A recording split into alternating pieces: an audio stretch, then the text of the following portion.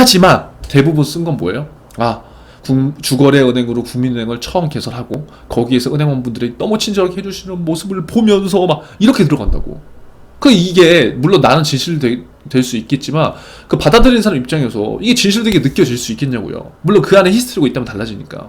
자, 안녕하세요 여러분, 면접충대장입니다. 자, 오늘은 국민은행 자소서 문항분석 한번 들어가 보도록 하겠습니다.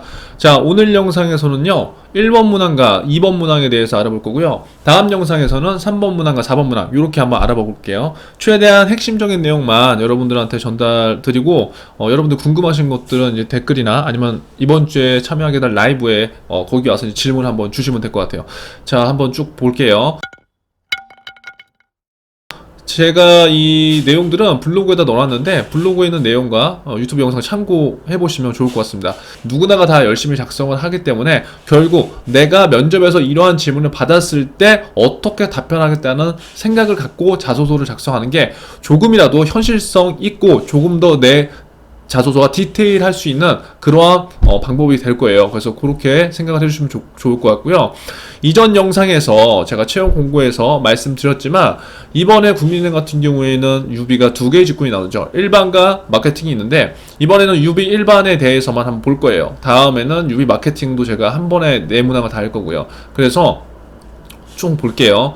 총 4가지의 문항이에요. 4개의 문항. 대부분 은행 지금 자소서가 4문항에서 5문항 정도를 갖고 가는데 엄청나게 뭐 어렵냐, 문항이 많냐, 사실 그건 아니에요. 은행 거는 어느 정도 준비를 했으면은 누구나가 여러분들 제가 봤을 때 지금 쓸 수 있는 거예요. 그런데 아직까지도 과거의 공부 방법을 고수한다면 정말 계속해서 어려울 수 있어요. 왜? 능동적으로 내가 뭔가 생각하고 내가 뭔가 디테일한 나의 솔루션을 찾지 못한다면요. 그래서 이 4가지의 문항 중에서 도대체 우선순위를 어떻게 갖고 가야 되는지 제가 항상 강조하잖아요. 모든 문항의 비중이 다 똑같은 건 아니다. 꼭 점수뿐만이 아니라 여러분의 면접 때 가게 된다면 이 4개의 질문 중에서 어떠한 질문이 가장 송곳처럼 나한테 위협이 될 것인가, 그 문항이 가장 중요한 거예요. 그렇기 때문에 문항의 우선순위는 사람별로 다를 수가 있어요. 왜? 준비 과정이 다르기 때문에. 하지만 지금 여기에서는 공통적인 걸로 제가 한번 볼게요. 자, UB 일반 문항 들어가 볼게요. 자, 자소서 작성 우선순위는 제가 뽑은 거는 어떻게 된다. 1번과 3번을 동일한 포지션으로 갖고 가시고 4번, 2번 요 순으로 조금 자소서에 집중을 남은 기간 동안 해보면 어떨까 라는 생각이 드는 거예요. 이거는 제가 일정 가이드를 드린 거고 이게 무조건 여러분 정답은 아니니까 여러분의 상황에 맞춰서 참고를 하시면 돼요. 먼저 전반적으로 4개의 자소서 문항을 한번 볼게요. 자, 보시면 1번 문항이 뭐예요? KB 국민은행에 지원하게 된 계기, 그러니까 지원 동기와 입행 후 목표나 가치를 쓰라는 거예요. 여러분, 자소서를 작성할 때 제가 가장 중요한 문항이 뭐라고 했죠? 지원 동기와 입행 후 포부예요. 왜일까요? 왜? 어떠한 분들은 요즘은 트렌드가 그게 아니다라고 얘기하지만요, 결국 여러분 면접 때 가면요 이 문항이 중요할 수밖에 없어요. 여기에서 로얄티가 확실하게 달라지는 거예요. 그래서 여러분들은 제가 1번에 대한 중요성을 강조하잖아요. 이거 무조건 여러분들이 신경 쓰셔야 돼요. 근데 중요한 건 지금 시점에서 지원 동기를 내가 어떻게든 짜내야 되는데 그게 안 될 수가 있다는 거예요. 자, 그렇다고 한다면 전략을 달리 갖고 가야 되는 거예요. 자, 자소서 문항의 우선순위는요 1번과 3번 그리고 4번, 2번 순인데요. 잘 보시면 1번은 뭐예요? 지원 동기와 입행 후 포부죠. 그리고 3번이 뭐예요? 지원하신 분야에서 가장 중요하다고 하는 역량, 직무 역량이에요. 그러니까 1번과 3번을 동일하게 갖고 가고 그 다음에 4번 뭐다? ESG, 나의 생각을 듣는 거죠. 그리고 2번은 사실 금융권이 아니더라도 쓸 수 있어요. 그런데 이거는 일반적으로 여러분들 적용하면 좋은 거고요. 조금 더 금융권 취업을 위해서 내가 준비했다고 하시는 분들은 이렇게 가셔야 돼요. 어떻게 간다? 우선순위 1번은 지원 동기 입행 후보예요. 요거를 먼저 갖고 가세요. 그러니까 이게 지금 명확하게 나오는 분들은 이걸로 우선순위를 정하라는 거예요. 그리고 잘 보세요. 직무 역량은 금융권 취업을 준비하든 안 하든 물론 조금의 차이는 있겠지만 글을 쓰는 방법의 차이는 그렇게 없다고요. 자, 그렇다고 한다면 모든 문항이 다 중요하겠지만 지금 여러분들은 ESG 문항에 굉장히 꽂힐 수가 있거든요. 근데 이거에 너무 올인하느라 오히려 3번을 더 못 쓰게 되는 경우도 발생돼요. 그래서 문항의 이제 비율을 내가 금융권을 조금 준비했다거나 내가 지원 동기를 조금 어느 정도 나왔다고 하는 친구들은 1번 우선순위를 하고 그 다음 3번과 4번 동일하게 시간을 투자해서 고민을 해라. 그리고 나머지 2번으로 들어가라. 이제 이런 거예요. 그러니까 요 방식이 지금 맞는 친구들도 있을 거고 아니면 이 밑에 방식이 맞는 친구들도 있을 거예요. 어떠한 방법으로 하던지 간에 잘못됐다 잘됐다가 아니라 여러분들한테 맞는 방법으로 하시면 된다는 거예요. 제가 배경 설명을 지금 해드렸죠. 자, 그러면 여기서 1번 문항부터 볼게요. 여기 글도 한번 읽어보세요. 1번 문항을 한번 보면은 지원동기 입행호 포부 너무 뻔하잖아요. 그런데 이게 여러분들이 지금 써봐서 알겠지만 할 말이 없는 게 이제 중요한 거죠. 은행 취업 준비를 6개월 하건 1년 하건 2년 하건 제대로 지원 동기가 있는 친구들이 진짜 보기가 힘들어요. 그럼 어떻게 해야 돼? 만들어야 돼요. 자, 문항의 의도는 뭐냐? 여러분들 이제 맨날 이게 나오죠. 문항의 의도가 뭔지, 어떠한 걸 평가하는 건지. 그거 맨날 뭐 다른 분들이 얘기해주고 있는데, 그런 문항의 의도를요, 너무 그렇게만 해석할 필요가 없어요. 이거는 뭐 꼭 직무 적합성이야. 물론 이것도 좋지만, 결국 이 문항의 의도는 뭐냐? 야, 네가 국민은행에 지원을 하는데, 너 국민은행에 대해서 아니? 너 국민은행 직무에 대해서 좀 알아? 그게 결국 뭐예요? 로얄티가 있냐를 묻는 거예요. 그리고 국민은행에 대해서 너 관심이 있었어? 그냥 은행 취업 돈 많이 벌려고 오는 거 아니야? 이런 것도 물어보는 거고요. 그리고 네가 지금 입행호 달성하고자 하는 목표나 가치에 대해서 생각을 해봤니? 너 없지? 그럼 그거에 대해서 생각 좀 해봐. 다른 친구도 다 그래. 블라인드 채용이라고 하니까 좀 생각 좀 해봐. 이제 이런 거예요. 그리고 네가 은행업에 오게 된다면 너의 비전은 도대체 뭐니? 그걸 한 번이라도 생각해봤니? 그걸 촘촘하게 너는 구성을 다 해봤니? 이런 거예요, 이런 거. 이런 문항의 의도는 뭐냐? 결국 이러한 것들을 수동적이 아니라 꼭 취업뿐만 아니라 인생에 대한 비전의 가치, 그리고 그거에 대한 구체적인 계획성을 조금 더 갖고 있다면 우리 국민은행에 대해서 관심을 갖고 있을 것이고 당연히 그에 따라서 로열티가 있을 거라고 우리는 볼 수 있다는 거예요. 이해되시죠?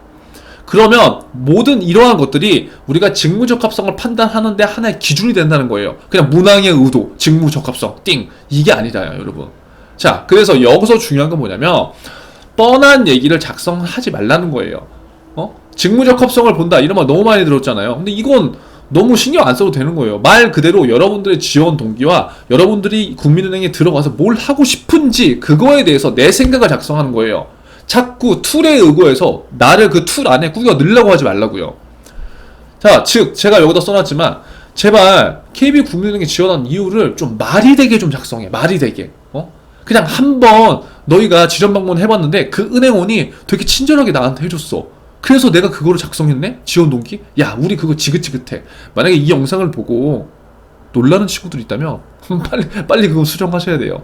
나한테는 그 은행 직원이 그 한 번 가서 굉장히 큰 친절이 엄청나게 나한테 와닿을 수 있지만 은행 그 평가자들은 너무나 잘 알아. 이게 지원 동기가 돼? 그럼 하물며 그 소재, 그 국민은행만의 특별한 서비스와 그러한 마인드를 느꼈다고 한다면 저는요 일주일에 한 번씩 지점을 가서요 총 제가 2000번 뭐 예를 들어서 300번의 지점을 가서 국민은행에 대해서 이렇게 느꼈어요라고 하면 얘기가 달라지죠. 하지만 대부분 쓴 건 뭐예요? 주거래은행으로 국민은행을 처음 개설하고 거기에서 은행원분들이 너무 친절하게 해주시는 모습을 보면서 막 이렇게 들어간다고. 이게 물론 나는 진실될 수 있겠지만 그 받아들이는 사람 입장에서 이게 진실되게 느껴질 수 있겠냐고요. 물론 그 안에 히스토리가 있다면 달라지니까. 그런 얘기 하지 말자.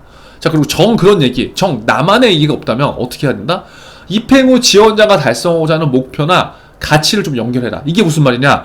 여러분들이 국민은행에 지원하게 된 계기는요, 저는요, 어렸을 때부터 은행원을 꿈꿔서 이렇게 지원했어요. 라고도 될 수 있지만, 저는 KB국민은행의 사회적 가치를 실현하고, 향후 실현되는 ESG의 어떤 분야에 제가 특화된 전문가가 되기 위해서, 특화된 금융 전문가가 되기 위해서 이렇게 지원을 했습니다. 라고 입행 후 포부를 지원 동기와 같이 동일하게 써도 된다고요. 이해되세요? 이러한 방법도 있다는 거예요. 자, 그래서 상투적인 얘기 너무 쓰지 마라. 여러분, 서론에 뭘 작성하고 본론에 뭘 작성하고 결론에 뭘 작성한다? 그거는 여러분들이 알아서 작성하는 거예요. 무슨 서론에 뭘 작성하고 본론에 뭘 작성해요. 그거는 정말 여러분들이 그러한 툴만 맞추면 여러분들 진정성 있는 얘기를 갖고 하기 힘들어요. 제가 이렇게 얘기한 건 뭐냐면 뼈대가 굉장히 중요한 건 맞아요. 그런데 그 뼈대를 우리는 너무 다른 것들로 참고해서 쓰려고 하는데 그 툴의 내용들이 여기저기서 보다 보니까 다 내용도 틀리고 일관성이 없다는 거죠. 그럴 시간에 이 문항의 본질은 정말 지원한 동기이기 때문에 그 문항에 대해서 내가 고민하는 게 훨씬 더 저는 좋다고 보는 거예요. 이러한 취지라고요. 이해되시죠? 자, 중요 포인트는 뭐냐? 지원 동기가 진짜 없다. 이런 사람들은 이 방법을 생각해 보세요. 이 방법, 세 가지 방법. 지금 아직까지도 없다. 자, 예시는 이제 제가 들어드릴게요. 예를 들어서 첫 번째 방법은 뭐냐? 나만의 지원 동기가 있는 사람들이에요. 나만의 지원 동기. 여러분들의 상황에 맞춰서 지금 보시자고요. 나만의 지원 동기, 뭐 어떠한 그 상황이냐? 이게 제일 좋죠. 근데 대부분 나만의 지원 동기가 없어. 국민은행에 가야 되는 동기가 어딨어. 우리 지금 연봉 좋고 KB가 좀 메리트 있어서 가려고 하는 거지. 사실 그거는 못 쓰잖아요. 자, 근데 나만의 지원 동기라는 건 뭐냐? 내가 어떠한 이유로 예를 들어서 감동을 받았던 사례, 국민은행에 예를 들어서 뭐 저는 KB 국민은행에서 주최하는 뭐 어떤 장애인 뭐 돕기 이런 프로그램에 꾸준히 활동을 하면서 거기에서 KB 국민은행의 가치를 알고 KB 금융그룹의 현직 행원분들과 이러한 뭐 같은 봉사활동을 토대로 해서 공감대 형성이나 뭐 이런 것들을 토대로 해서 내가 그 조직과 국민은행의 조직과 기업 문화 그리고 은행원에 대한 꿈꾸는 이상과 가치에 대해서 내가 이렇게 느꼈던 적이 있어요. 예를 들면 그건 나만이 느낀 거잖아요. 나만이 한 거잖아요. 그러한 것들이 나한테 감동이라는 거지. 왜? 금융은 그냥 은행원들은 은행에서 고객만 대하고 영업만 하는 줄 알았어. 그런데 KB 국민은행은 사회공헌 가치 그런 활동을 토대로 해서 직원들이 이렇게 없는 취약계층을 도와주고 이렇게 하다 보니까 나와 접점점이 만들어서 같이 봉사활동 한 거예요. 근데 그런 걸 보면서 금융 그룹으로서의 가치, 비전 그리고 여기에 속한 은행원들의 정말 태도와 금융 뭐 지식, 그다음에 기본적 소양 이런 것들 담고 싶었고 이런 것들을 내가 이루기 위한 나의 가치와 정체성을 내가 이 활동을 토대로 해서 내가 느꼈어. 그럼 그 사람한테 이게 굉장한 큰 감동이 되는 거잖아요. 그쵸?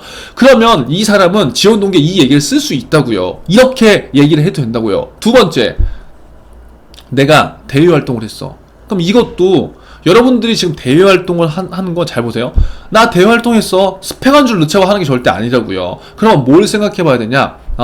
내가 KB 국민은행에 이런 대외 활동을 해보면서 이러한 다양한 활동을 해봤는데 가장 많이 느꼈던 거는 현재 조직적인 KB의 문화는 어떻고 현직자들이 갖고 있는 마인드라던가 금융인에 대한 그 뭐 자질 태도, 가치관 이런 것들을 내가 대외 활동을 토대로 해서 이 비포에는 어떻게 됐는데 이런 활동들을 통해서 나는 어떻게 지금 변했고 금융에 대한 생각과 마인드, 앞으로의 방향성들이 완전히 다 달라졌다. 내 인생의 터닝 포인트가 된 것이 이 대외 활동이다. 그렇기 때문에 원래 나는 금융권에 있어서 뭐 다른 기업들, 다른 사람들도 좋아는 했지만 이 대외 활동으로 많은 것들이 변화되면서 은행원으로서의 나의 꿈과 비전을 어떻게 갖게 됐다. 그럼 이것도 나만의 지원 동기가 되는 거예요. 인턴도 이러한 소재가 마찬가지로 되는 거고요. 그리고 예를 들어서 제가 여러분들한테 이거 왜 사례를 설명드리냐면 상투적인 얘기를 자꾸 쓰지 말라는 거예요. 이건 지금 제가 급하게 지금 이 블로그에 글을 쓸 때 소재를 그냥 제가 지어서 쓴 거지만 이러한 어떠한 연결고리가 있는 게 좋다는 거예요. 보이스피싱은 뭐예요? 내가 예를 들어서 청원경찰을 한 친구들이야. 그럼 청원경찰을 했어요. 이게 꼭 여러분 청원경찰을 했다고 해서 쓸 수 있는 게 아니라고요. 안 해도 쓸 수 있잖아요. 내가 청원경찰을 했는데 알바를 막 했는데 막 고객들을 도와주고 있는데 어떠한 순간에 고객 객장에서 할아버지 한 분이 위급하게 달려가시는 모습을 보고 내가 뭐 어떠한 일을 토대로 해서 이 보이스피싱을 예를 들어 막은 사례가 있어. 그러면 그 사람은 뭐예요? 이 할아버지 할머니가 이 친구한테 엄청 고맙다고 했을 거잖아요. 그래 안 그래요? 그럼 그걸 토대로 해서 내가 뭐야? 내가 뭔가 했다. 야 진짜 이거 뿌듯하네. 야 은행원으로서 내가 뭔가를 하게 되면 경제적으로 사회적 그 취약계층을 내가 이렇게 좀 도와드릴 수도 있겠구나. 그럼 나는 이런 것들을 뭐 돈을 많이 받아서 물론 내가 나의 가치가 상승되는 것도 있겠지만 이러한 동기부여 그 다음에 사회적 뭐 배려 이런 것들을 내가 하면서 내 스스로 성장할 수 있게 나 너무 좋아. 나 진짜 나 은행원 할 거야. 이렇게 될 수도 있잖아요. 꼭 청원경찰이 아니라 우연히 내가 어떠한 상황에서 이러한 사례들을 목격했는데 정말 내가 아니라 이거를 은행원 분들이 막아주는 사례를 보면서 정말 멋지다라는 생각을 했고 그게 나의 꿈과 비전에 영향을 준 그런 사례가 있을 거고 또 부모님이 예를 들어서 은행원이시라면 상투적으로 그냥 부모님이 은행원이에요. 그게 중요한 게 아니라 그 환경이 중요한 건 뭐예요? 부모님이 은행원이셨고 하면은 뭐 근면성실하겠죠, 꼼꼼하셨겠죠, 뭐 용돈도 기입하게 가계부로 쓰는 습관을 나한테 들어주시겠죠. 이런 것들 있잖아요. 그게 나만이 갖고 있는 소재 히스토리라고요. 그럼 만약에 그런 게 있는 친구들은 제가 말씀드린 건 1번 나만의 지원 동기를 찾아서 쓰는 게 가장 좋다. 왜? 이거는 누구도 따라하지 못한다. 그럼 이건 뭐가 좋느냐? 면접에서 여러분들이 차별화를 될 수 있는 굉장히 큰 무기가 될 수 있다는 거예요. 이해되시죠? 자, 두 번째, 나는 지원 동기가 없어 라고 하면은 입행 후 포부를 연결시키는 방법이에요. 그건 뭐냐면 여러분들 지금 그 생각을 해보셔야 될 게, 내가 KB 국민은행에서 여러분 뭐 하고 싶어요? 그거 생각 안 나잖아요. 향후 20년 뒤에 여러분 뭐 돼 있을 거예요? 이거 질문에 답을 못 하잖아요. 그러면 여러분들 찾아봐야 돼요. 그리고 앞으로의 산업 방향, 트렌드 등의 관심을, 이런 것들을 쓰면은 자연적으로 나를 어필할 수 있는 거예요. 저는요 KB 국민은행에서요 20년 뒤에 전문적인 ESG 상품 전문가가 돼 있을 거예요. 그럼 궁금하잖아. 얘가 왜 이게 돼 있다는 게, 왜 이게 되고 싶다는 거지? 그럼 이걸 위해서 어떻게 할 거지? 지금 갖고 있는 거 뭐지? 이게 면접에서 다 예상 질문이라고요. 그럼 이렇게 썼다고 한다면, 이 친구가 적어도 이렇게 쓴 이유가 앞으로의 산업 방향이나 트렌드 이런 거에 관심이 있는 친구구나. 적어도 관심이 있구나라는 걸 느낄 수가 있다고요. 그래서 나는 정말 이래서 지원해요 라는 방법도 있지만, 저는 KB국민은행에서 뭘 꼭 하고 싶어요 라는 지원 동기도 우리가 말이 된다. 그렇게 하고 싶다. 그럼 뭘 내가 하고 싶은지 모른다면 어떻게 된다? 조직도 참고해라. 이거 제가 국민은행 기업 분석 영상에 여러분들한테 참고를 해드릴 텐데, 조직도를 참고했어요. 조직도 보면은 다 나와. 여기에 뭐를 하는지. 그쵸? 그리고 그게 좀 제한되면은 여러분들 아시는 현직자를 만나서 요거에 대해서 물어볼 수 있는 방법이 있는데, 요거는 여러분들이 현직자가 대부분 아는 사람들이 뭐 대리급 이하일 거잖아요. 그럼 잘 몰라요. 사실 이게 모를 수밖에 없어요. 왜냐면 대부분 현장에만 있기 때문에. 하지만 그럼에도 불구하고 모르는 것보다 낫다. 그래서 요렇게 한번 해보시고, 마지막 세 번째 방법은 매식경에서 맨날 하고 있는 거죠. 매식경 지금 국민은행 기업보서 안 보신 분들은 여기 제가 링크 걸어 드릴 테니까 1편부터 쭉 보세요. 적어도 자소 쓰기 전에.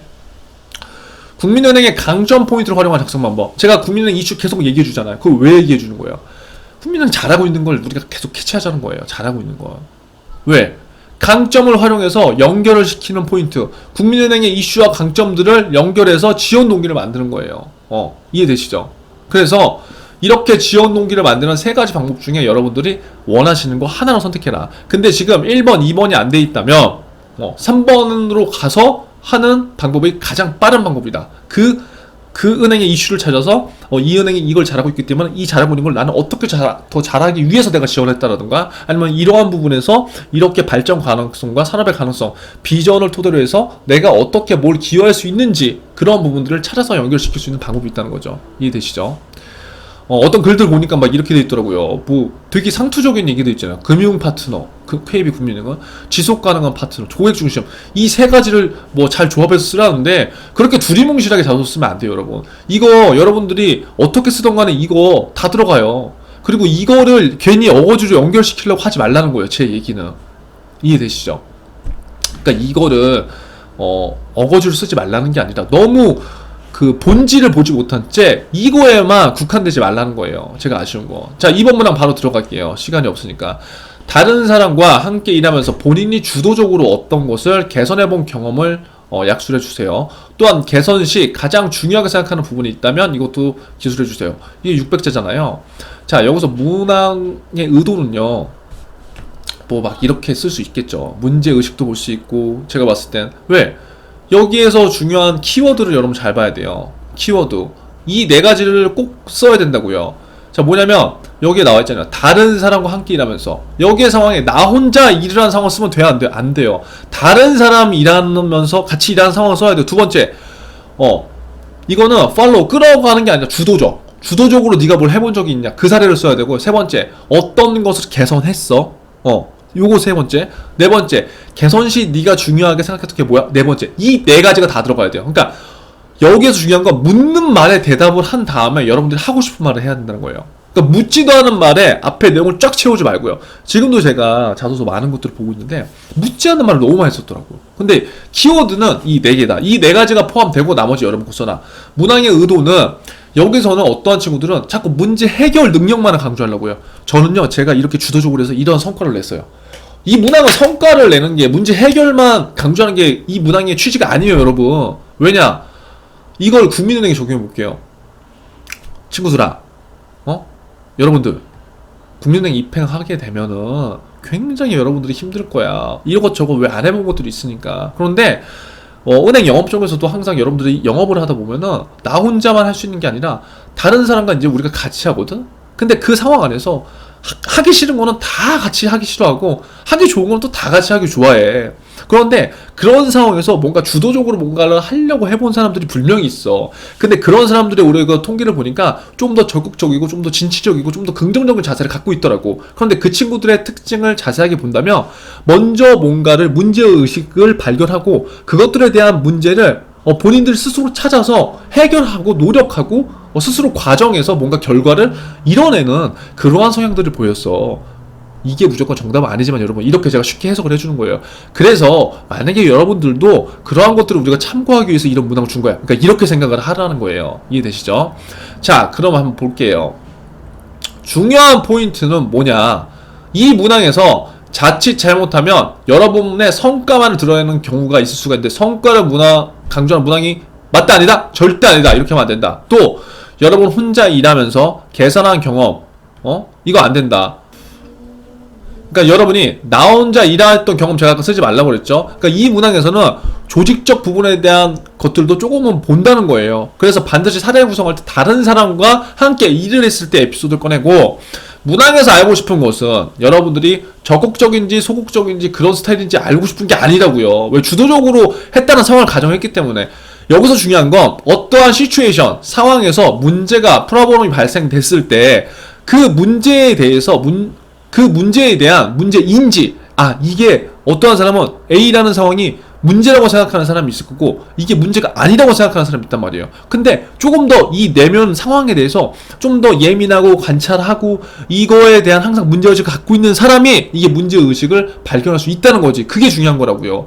그럼 그런 사람인지가 중요한 거고 또 이러한 문제가 생겼을 때 어떻게 이런 것들에서 조치를 했는지 이해되죠? 그래서 이러한 개선을 했을 때 내가 과거에 이런 경험에서 이런 부분을 해결했는데 내가 그 개선을 할 때 이 부분을 왜 중요하게 생각하는지 그 상황에서 그 근거가 드러나 있어야 되는 거예요. 왜? 과거에 이러한 경험을 이렇게 처리했던 사람은 앞으로도 그렇게 할 가능성이 크니까요. 이해되죠? 자, 그래서 지금 이번 문항의 핵심은 뭐다? 즉 성과가 아닌 그 상황에서 내가 왜, why 그 상황을 개선을 하려고 했는지 Y에 대한 문제인지를 첫 번째 우리가 드러내야 된다. 그리고 그것을 개선할 당시의 경험을 구체적으로 써야 되는데 여기에 시츄에이션 제가 자소 쓸 때 뭐라고 그랬어요? 스마트로 쓰라고 했죠. 스마트. 시츄에이션, 미션, 액션 그 다음에 결과, 기어 포인트, T 포인트. 자, 그런데 상황을 여기서부터 여기까지 작성한 친구도 있다고요. 이 상황이 궁금한 게 아니라고요. 이 상황에서 개선할 당시의 경험을 핵심적으로 구체적인 것만 써놓은 거예요. 핵심적으로. 이거를 이 사람이 했다 안 했다 그것만 판단할 수 있도록. 그리고 개선을 여러분들이 한다고 해서 나 혼자 이거를 개선해서 막 엄청 잘했어요. 그 부분만 여러분 부각을 시키면 안 됩니다. 이해돼요? 왜? 이거 같은 구성원들끼리 어떻게 했는지 그 구성원들 사이에서 이 사람이 어떻게 그것들을 이겨냈는지 그것도 평가하는 거니까. 그러면 나 혼자만의 문제 해결 능력만이 아니라고요. 예를 들어서 내가 이러한 상황에서 우리 팀원들한테 어떻게 내가 리드를 했고 리더로서 어떠한 방식으로 일 처리를 하면서 개선을 했는지 이 전체적인 조직적인 측면으로 이렇게 들어가는 사례가 있다면 훨씬 더 좋다. 그래서 이 개선을 할 때 그 다음에 또 내가 가장 중요하게 생각한 부분 그것들이 팀원들한테 어떻게 전달됐는지도 나오면 굉장히 좋고 마지막으로 우리가 표현해야 될 부분은 뭐다? 결국 내가 이러한 사례를 토대로 해서 뭘 배우고 뭘 느꼈는지 그리고 앞으로 이러한 것들이 국민은행에 어떻게 기여할 수 있을지 T포인트 여러분들이 이걸 기억해야 된다. T포인트 아직 모르는 친구도 안 돼. 이게 뭐예요? 컨트리뷰션의 T포인트라고 제가 했어요. 기여 요즘 은행 문항의 자소서는 항상 기여와 제안으로 이루어져 있다. 그 기여와 제안을 생각하지 못하는 친구들은 자소설에서 끝날 수가 있다. 이 점을 꼭 유의를 해주면 좋을 것 같습니다. 아무쪼록 오늘 1, 2번 문항 잘 보시고요. 여러분 여러분의 이야기를 쓰세요. 그리고 제가 여러분이 이번 하반기 때 정말 좋은 기회가 왔기 때문에 최선을 다해서 도와드릴 거예요. 면접도 굉장히 파격적인 제가 혜택을 좀 드릴 거고요. 그래서 포기하지 마시고요. 도전하세요. 그리고 모르는 거는 댓글 남겨주시고요. 라이브에 꼭 참여하시기 바랍니다. 취업은 혼자 하는 게 아니라 같이 하고 서로 상생해서 서로의 에너지를 받게끔 그렇게 하는 게 좋아요. 취업뿐만이 아니라요. 모든 조직생활도 마찬가지예요. 나 혼자만의 스스로 경쟁 체계를 만들어서 서로 죽기보다요, 함께 같이 가는 그런 좀 넓은 마음으로 우리가 서로 으쌰으쌰 할 수 있는 가 좀 되기를 바라면서 오늘 영상 마무리하고 다음 영상에서 3, 4번 영상 업로드 하도록 하겠습니다. 여러분 화이팅 하세요.